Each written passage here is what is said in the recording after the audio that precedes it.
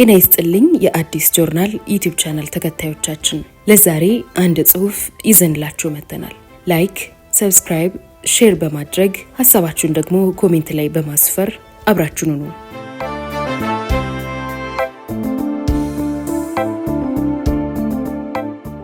ጥላሁን ግዛው የተማሪዎች ትግል ተምሳሌት ከአእምሮ መጽሔት የተወሰደ።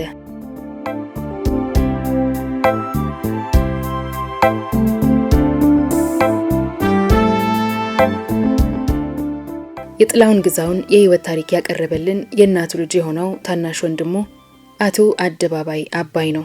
ታሪኩን ለማቅረብ መንስኤ የሆንን ከቀድሞ የክብር ዘበኛ ሁለተኛ ብርጌድ አዛዥ ለምድር ጦር ዋና አዛዥ ታህሳስ 20 ቀን 1962 በሚስጥር የተጻፈው ደብዳቤ እጃችን በመግባቱ ነው።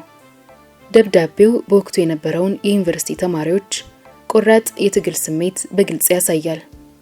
ይህንን ደብዳቤ ያመጣልን የአእምሮ ወዳጅ የሆነው አቶ ገሰሰ አይቸው ነው። በቅድሚያ በወንድሙ አንደበት የህይወት ታሪኩን ይተርክልናል። ከዚያም ደብዳቤውን እንዳለ አቅርበናል። ፊውዳላዊ ስርዓት በህዝቡ ላይ ያደረሰውን ረሃብ፣ ችግርና ጉስቁልና ተመልክቶ ምቾትና ድሎትን በመተው ለትግል የተሰለፈ ወጣት ነበር። ይህ ፍላጎቱ የገነፈለውና መልክ የያዘው በቀዳማዊ ኃይለ ሥላሴ ዩኒቨርሲቲ መማር በጀመረበት ዓመት መጨረሻና የሁለተኛ ዓመት መጀመሪያ ገደማ ነው። እህቱ ልዕልት ሳራ ግዛው የልዑል መኮንን ኃይለ ሥላሴ ሚስት ነበረች። ንጉሱ ጥላሁን በስልጣናቸው ዙሪያ ውልብ እያለ ቢያስቸግራቸውም በእህቱ አስመክረውታል። ራሳቸውም መክረውታል፣ ተለማምጠውታል።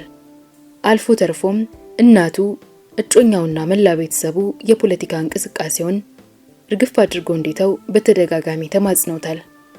ግን አንዳቸውንም አላዳመጠም። ይልቁንም ከጊዜ ወደ ጊዜ የእርቦ አራሽ ገበሬ ጥያቄ ህሊናውን እረፍት ይነሳው ጀመር።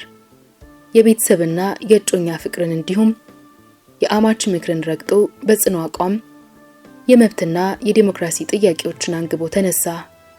ከህዝብ አብራክ የተከፈተለትን የትግል አጋሮቹ ጋር መሬት ላራሹ ዳቦ ለተራበው ተውስማኝ አገሬ እያለ ዘመረ። ጥላሁን ግዛው በ1933 ዓ.ም ከአባቱ ከንብራድ ግዛው አበራና ከእናቱ ከወይዘሮ ደስታዬ አዱዬ ተወለደ። የትውልድ ቦታው በሰሜን ወሎ አስተዳደር አካባቢ በራያና ቆቦ አውራጃ አጢራሻ የተባለ ቀበሌ ነው። በዚህ ቀዬ ከሴት አያቱ ጋር በመሆን የልጅነት ጊዜውን ሲያሳልፍ ብዙዎቹ ጓደኞቹ የደሃ ገበሬ ልጆች ነበሩ። ጥላሁንን እንደ ሞግዚት ሆነው የትምህርቱን ሁኔታ አስተዳደጉን ይከታተሉ የነበሩት የአክስቱ ባለቤት ሲያጫውቱኝ በትምህርት ቤቱ ቀልጣፋ፣ በተለይ ደግሞ የነገሮችን አመጣጥና ግንኙነት አጥብቆ መጠየቅ ይወድ እንደነበር ገልጸውልኛል። በዘንድሮ የዘር ምንዛሬ ሲሰላ በአባቱ ትግሬ የራያና አዘቦ ተወላጅ ሲሆን በእናቱ ደግሞ የወሎ አማራ የራያና ቆቦ ተወላጅ ነው። የአሁኑን ትርጉም አያዝብኝና ምን ነው የሆሎ ያለ ታጋይ ያበቅልም እንዴ እንዳትሉኝ እንጂ የትግል አጋሩ የሆነው ዋለልኝም የዚሁ የወሎ የቦረና ተወላጅ ነው። ጸሐፊ ተውኔት ጸጋዬ ገብረመድህን ሃሁ ወይንም ፐቡ በተሰኘው ተውኔታቸው ታጋይ ነጋን የወሎ ተወላጅ ማድረጋቸው ይህንን ለማሳየት ይሆን? የጥላሁን እድገት በአብዛኛው ሰሜን ወሎና አዲስ አበባ ውስጥ በመሆኑ የትግርኛ ቋንቋን አይችልም ነበር። ለእናቱ ሁለተኛ ልጅ ሲሆን ሲበዛ ሰው አክባሪና ትሁት ነበር። እናታችንን እንኳን አንቱ እያለ ነበር የሚጠራት። እናታችን አባቴን ደጃዝማች አባይ ክብረ ኪዳንን አግብታ አዲስ አበባ ትኖር በነበረበት ጊዜ ጥላሁን መጀመሪያ ኮተቤ፣ ቀጥሎ ቀዳማዊ ኃይለ ሥላሴ ዩኒቨርሲቲ ይማር ነበር። በሳምንት አንድ ጊዜ በልሲሎ ደግሞ 2-3 ጊዜ እየመጣ ይጠይቀናል። በዚህ ምልልስ ወቅት ነበር እጮኛውን ዮዲት ታየን ያገኛትና የተዋወቃት። ቆንጆ መለሎ ነበረች። በደንብ የሚያውቋት ሲያጫውቱኝና ደጋግሜ ፎቶግራፏን እንዳየሁት ታይታ የማትጠገብ ናት። ጥላሁንም ቢሆን ቀይ ክብ ፊት፣ መልከ መልካም፣ ረጅም፣ በተለይ አይኖቹ የሚያበሩና ጸዳል የተጎናጸፈ ገጽታ ነበረው። ከአባቱ ከንብራድ ግዛው አበራ ሞት በኋላ ከሳቸው የሚወለዱት ልጆች ጋር አያሌ ንብረትን ተካፍሏል። ግን በራያና አዘቦ አውራጃ የነበረውን ሰፋፊ የእርሻ መሬት ይጠቀሙ የነበሩት የእናቱ ቤተሰቦችና አርሶ አደሮች ነበሩ። የአባቱን ሽጉጥ ግን እስከ ለተሞቱ ድረስ ከጎኑ አልለያትም። ጥላሁን ዩኒቨርሲቲ ተማሪ ከሆነ በኋላ እስከ ህልፈቱ የኖረው አፍንጮ በር አካባቢ ነበር። ቤቱ የጓደኞቹ መሰባሰቢያና መወያያ ሆኖ አገልግሏል። እሱ የሚያቀርበው ሐሳብና የሚሰነዝረው አስተያየት በተማሪው ዘንድ ተወዳጅነትና ፍቅርን አስገኝቶለታል። ላልጋይ አይመለስም ብለው በክፉ አይን ያዩት ንጉሱ ከትግሉ ለማዘናጋት የተለያየ ሴራ ሸርበውበታል። በንዋይና በጋብቻ ለመደለል ሞክረዋል። በአንድ ወቅት አስጠርተው የሚፈልገው ነገር ሁሉ እንደሚደረግለት ውጭ አገር ሄዶ እስካሻው ድረስ ሊያስተምሩት እንደሚችሉ ካልሆነም በአባቱ ሀገር በትግራይ ብዙ ጋሻ መሬት ከትራክተር ጋር ተሰጥቶት እያረሰ ሊኖር እንደሚችል ገልጸውለት ነበር። ግን ድለላውን አልተቀበለም። በተለይ መሬት እንስጥህ መባሉ መሬት ላራሹ ብሎ ለተነሳለት ታጋይ ወጣት የማይሆን ነበር። በዚህ አልጠመድ ሲላቸው በአማችነት ላይ አማችነት እንዲደርብ ከልጅ ልጃቸው አንዷን ሊያጋቡት ያቀዱ ቢሆንም አልተሳካላቸውም። ለህዝቡ የቆመው የወጣት ግን ትግሉን ቀጥሎበት የዩኒቨርሲቲ ተማሪዎች ፕሬዝዳንት ሆኖ ለመመረጥ በቃ። እናቱና እህቱ ለሱ ህይወት በማሰብ የንጉሱ ቤተሰቦች ደግሞ ላልጋው በመስጋት የሚያደርጉትን ልምምጥ አላቋረጡም። በተለይ እናታችን በተደጋጋሚ እንባዋን እየረጨች ተማጽነዋለች። ታናሽ ወንድሙና እህቱን አብረውት እንዲኖሩ ልካለታለች። አልሆነላትም እንጂ። በዚያው ሰሞን የሀገራችን ጋዜጦች እባብን መቅጨት በእንጭጩ ነው እያሉ መጻፍ ጀምረው ነበር። የተለያዩ ዛቻዎችና ማስፈራሪያዎች ደርሰውታል። የታጠቁ የጸጥታ አባሎች እንዲከታተሉት ተመድበዋል። ትግሉን ግን አላቋረጠም። በአንድ ወቅት ለአንድ ጓደኛው ይህ ሽማግሌ እኮ ሳይገለኝ አይቀርም፣ ሰሞኑን የታጠቁ የጸጥታ ሰራተኞች እየተከታተሉኝ ነው ሲል አጫውቶታል። የመኝታ ስፍራዎቹንም እየቀያየረ ማደር ጀምሮ ነበር። ዕለቱ ታህሳስ 18 ቀን 1962 ዓ.ም ከምሽቱ 12 ሰዓት ገደማ ነው። እጮኛው ቤተሰቦቿ ቤት ሄዳ ማደር እንዳለበት ነግራው ለመሄድ ተነሳች። ታናሽ ወንድሙ መኮንን ሲሳይ እንዲሸኛት ቢነግራትም እሺ አላለችውም። ታክሲ ሊያሳፍሯት ሶስቱም ተያይዘው ወጡ። ጥላሁን፣ ዮዲትና መኮንን። ሰዓቱም ለአንድ ሰዓት ሩብ ጉዳይ ገደማ ሆኗል። እነሱ በነበሩበት አካባቢ ተርታ የሌላት መኪና መጣ አለፍ ብላ ቆማለች። ወዲያው ከውስጧ የወረዱት ታጣቂዎች የተኩስ ሩምታ ከፈቱ። እሱ በሽጉጥ ሲከላከላቸው እርጉዟ እጮኛውና ወንድሙ ደነገጡ። ብዙም አልቆየ አጠገባቸው ተደፋ። ተልኳቸው የተሳካላቸው ገዳዮች ወደ አፍንጮ በር ገባ ብለው ሮጡ። መኮንን ሽጉጡን ተቀብሎ እየተኮሰ ቢከተላቸው ማመለጡት። ወደ ወንድሙ ሲመለስ በደም አበላ ተጠቅልቆ ወደ ደጃዝማች ባልቻ ሆስፒታል ወሰዱኝ እያለ ሲያቃስት ሰማው። ግን ይህ አልተፈጸመም። በመንግስት ኃይሎች ተንኮል ወደ ቀድሞ ቀዳማዊ ኃይለ ሥላሴ ያሁኑ የካቲት 12 ሆስፒታል ተወሰደ። በወቅቱ የነበሩት የዩጎዝላቪያው ሐኪም የጥይቱ አረር ቢወጣለት ሊተርፍ እንደሚችል አረጋግጠው የበኩላቸውን ጥረት እያደረጉ ነበር። ነገር ግን ከቤተ መንግስት የተደወለው ስልክ ምንም አይነት የሕክምና እርዳታ እንዳይደረግለት አደረገ። በጣር ድምጽ የሐኪም ያለ እያለ ሰባይነት በሌለው ሁኔታ እንደተቃጠለ ነፍሱ ከስጋው ተለየች። መንግስት ለዚህ ድርጊት ምክንያት ሲሰጥ የገዛ ጓደኞቹ ረብሻ በመፍጠር በሐኪም እንዳይረዳ አደረጉት ነበር ያለው። በነጋታው በተማሪው ኃይል ሬሳው በዩኒቨርሲቲ ቅጥር ግቢ ባለው መኮንን አዳራሽ ተቀመጠ። ሬሳውን ላለመስጠት ተማሪዎች ከፍተኛ ትንቅንቅ ፈጽመዋል። መንግስትም ትግላቸውን ለማምከን አጋጣሚውን ተጠቅሞበታል።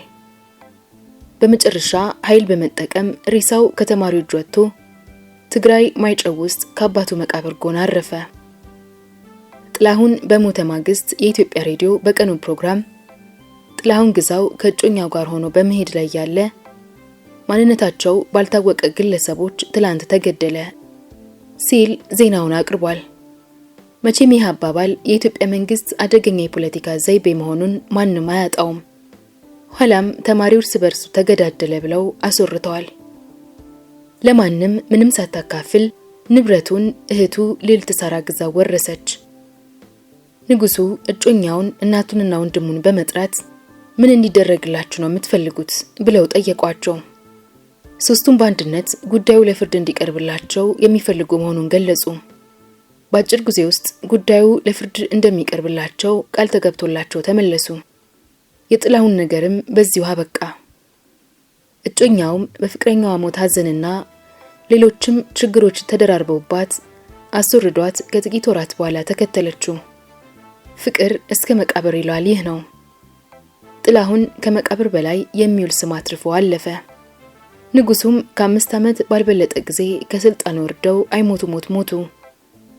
በአብዮቱ መባቻም የጥላሁን ጉዳይ ኮሎኔል ጣሰው ዋጆን ደርጉ ክንዱን አሳረፈበት። ጽሑፌን ከመደምደሜ በፊት ስለ ጥላሁን አንዳንድ ድርጊቶችን ያክስታችን ባል የሆኑት አቶ ገብረ ኢማም ያጫወቱኝን ልግለጽላችሁ። ብዙ ጊዜ የጥላሁንን ሁኔታ ለመከታተል ወደ አዲስ አበባ ይመጡ ነበር።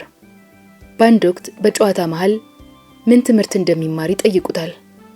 የሚማረው የፖለቲካል ሳይንስና ስነ መንግስት መሆኑን ይነግራቸዋል። ምንነቱ ስላልገባቸው ምን ማለት ነው ብለው ይጠይቁታል። በደፈናው ጸረ መንግስት ትምህርት ነው ብለው ይመልስላቸዋል። እሳቸውም ቆጣ ብለው እንዲያውማ ሽፍታ ነኝ በለኛ አሉትና አረፉ። በሌላ ወቅት ደግሞ ፖለቲካ የሚባል ነገር እርግፍ አድርጎ እንዲተው ሲመክሩት አዩ አባባ ለነገሮች እኮ ነጥብ አላቸው ይላቸዋል። እሳቸውም የዋዛ አልነበሩም። ከነጥብ ሳትደርስ ጠብ እንዳያደርጉ ብለው መልሰውለታል። እንዳሉትም አልቀረም ህልሙን ሳይፈታ በ29 ዓመቱ ጠብ አደረጉት። ለመሆኑ የጥላሁን አስክሬን ከነበረበት ሆስፒታል ወጥቶ እንዴት ተማሪዎች እጅ ገባ? ወስደውስ ምን አደረጉት? መንግስትስ ምን እርምጃ ወሰደ? አስክሬኑስ እንዴት ከዩኒቨርሲቲ ቅጥር ግቢ ወጥቶ ሊቀበር ቻለ? ለነዚህ ጥያቄዎች መልስ የሚሰጠው የወረቀቱ ምስጢራዊ ደብዳቤ ከዚህ ጽሑፍ ጋር አብሮ የቀረበ ነው። የኢትዮጵያ ንጉሠ ነገሥት የክቡር ዘበኛ ሁለተኛ ብርጌድ ለክቡር ሌተናንት ጀነራል ደበበ ኃይለ ማርያም የምድር ጦር ዋና አዛዥ አዲስ አበባ ታኅሳስ 20 ቀን 1962 ዓ.ም። ክብር ሆይ ጥላሁን ግዛው የሚባል የዩኒቨርሲቲ ኮሌጅ ተማሪ ታኅሳስ 19 ቀን 1962 ዓ.ም በመሞቱ ምክንያት ክቡር ቢትወደድ ዘውዴ ገብሩ ሕይወት የአገር ግዛት ሚኒስትር፣ ክቡር ሌተናንት ጀነራል ከበደ ገብሬ የመከላከያ ሚኒስትር፣ ክቡር አቶ ሰይፉ ማህተመ ስላሴ የትምህርት ሚኒስትር፣ ክቡር አቶ ጌታቸው መካሻ የማስታወቂያ ሚኒስትር ዴታ፣ ኮሎኔል በላቸው ጀማነ የጸጥታ ክፍል ሹም በተገኙበት ታኅሳስ 20 ቀን 1962 ዓ.ም በ12 ሰዓት ከ45 ሰዓት ላይ ክቡርነቱ ጽሕፈት ቤት ተጠርቼ የሟች የጥላሁን ግዛው አስክሬን የቀዳማዊ ኃይለ ሥላሴ ዩኒቨርሲቲ ገብቶ ነበር።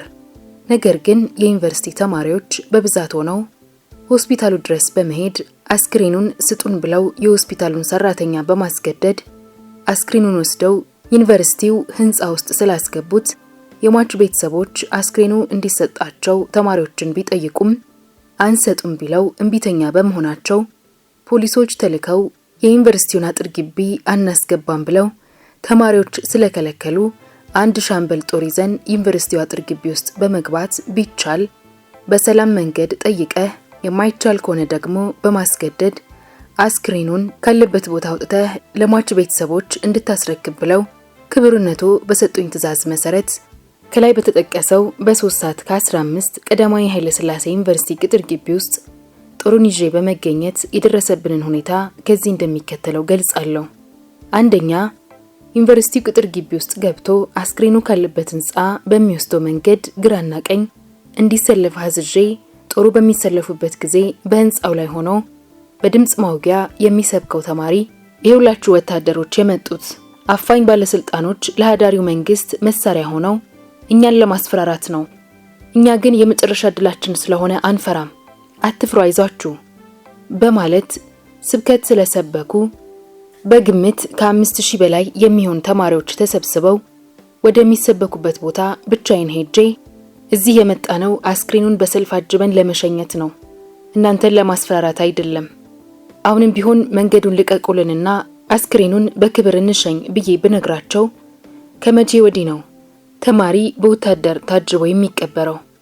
እናንተ የመጣችሁት እኛን ልትፈጁን ነው በማለት ልዩ ልዩ ማንጓጠጥና የዘለፋ ውርጅብኝ ካደረሱብኝ በኋላ አንፈልጋችሁም፣ ወግዱልን፣ ብንፈልግ እኛ እንቀብረዋለን፣ ባንፈልግም የኛ ኃላፊነት ነው ብለው በቁጣ መልክና ደም በሚያፈላ አነጋገር መልስ ሰጥተውኝ በድምጽ ማጊያ መሳሪያ በመጠቀም ህጋዊ መንግስት ላይ ልዩ ልዩ ዘለፋ የተመላበት ንግግር ለተሰበሰበው ተማሪ ያሰሙ።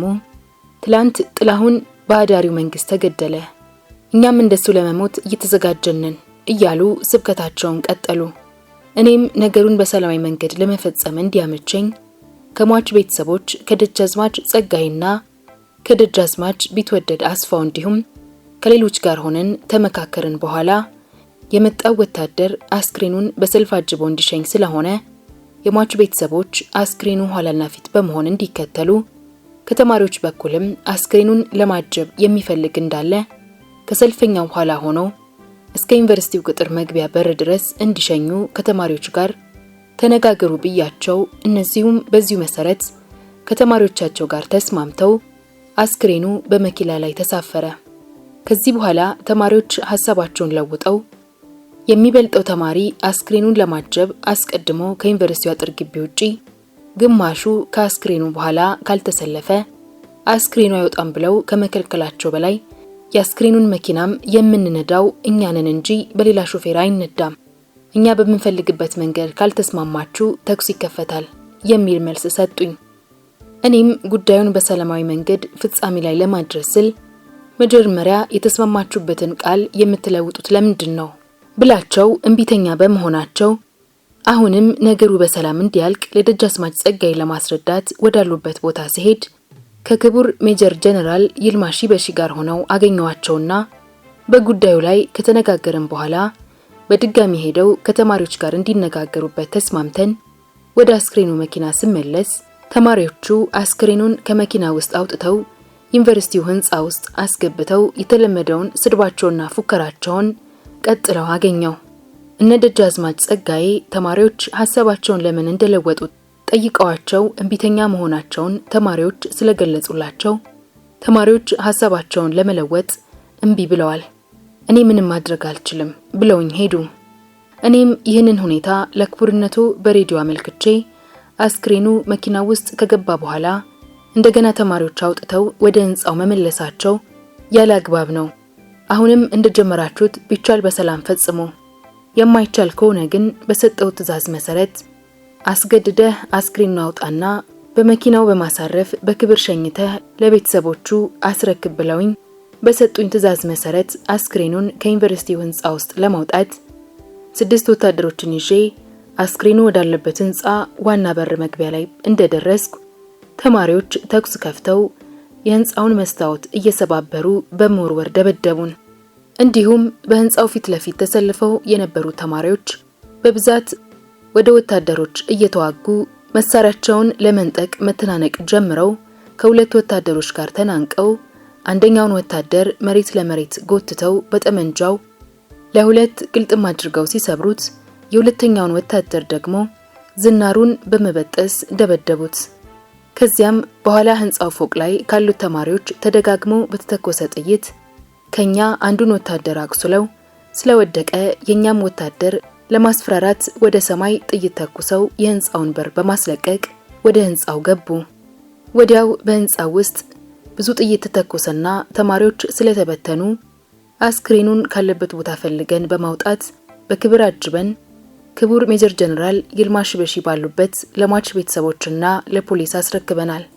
ሁለተኛ በጠቅላላው ተጀምሮ እስኪጨረስ ተማሪዎች ከዩኒቨርሲቲው ህንጻ ፎቅ ላይ ሆነው በድምጽ ማጉያ ለተሰበሰበው ተማሪ ሁሉ ሲሰብኩት የነበረውን በጽሁፍ የተዘጋጀ ንግግር ይሰብኩት ከነበረበት ቦታ ላይ የተገኘውን አንድ ገጽ ጽሁፍ ከዚህ ሪፖርት ጋር አያይዤ ያቀረብኩ በተደረገው ግጭት ከወታደሮች በኩል አንድ ወታደር በጥይት የቆሰለ፣ 3 ወታደር በድንጋይ ተወግሮ እግሩ የተሰበረ፣ አንድ ወታደር ተደብድቦ ጠመንጃው የተሰበረ፣ ከተማሪዎች በኩል 3 የሞተ፣ 4 የቆሰለ፣ ከተማሪዎች የተተኮሰብንን መሳሪያ በህንጻው ውስጥ እንዳለ በማለት ስንፈትሽ ከያዝነው መሳሪያ የተለየ አይነት 2 ቀላ አግኝተን ለፖሊስ ክፍል ባልደረባ ለኮሎኔል ሽፈራው ያስረከበን መሆኑን በማክበር አመለክታለሁ።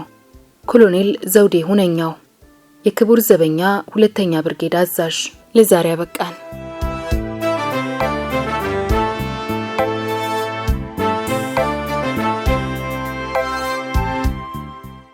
የዛሬ ታሪካችን እንዴት ነበር? ከወደዳችሁት ላይክ አድርጉ። ሐሳባችሁን ኮሜንት ላይ አስቀምጡልን። ሰብስክራይብ ማድረጋችሁንም እንዳትረሱ። በሌላ ጽሑፍ እንገናኛለን።